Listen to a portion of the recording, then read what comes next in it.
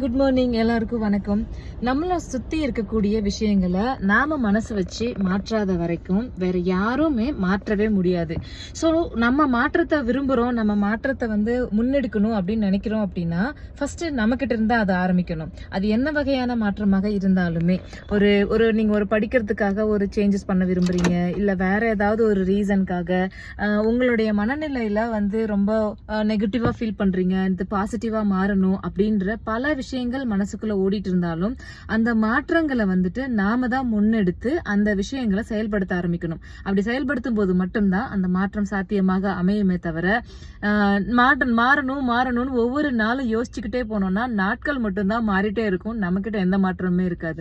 So ஒரு விஷயத்தை எடுக்கணும், அதை செயல்படுத்தணும்னு நினைச்சீங்கன்னா இன்னைக்கே செய்யுங்க, இப்ப இருந்தே ஆரம்பிங்க. அப்பதான் இன்னொரு 4 நாள் கழிச்சு 5 நாள் கழிச்சு அது உங்களோட பழக்கத்துக்கு உங்களுக்கு நல்ல வகையான மாற்றங்களை அதுவே கொண்டு கொடுக்கும்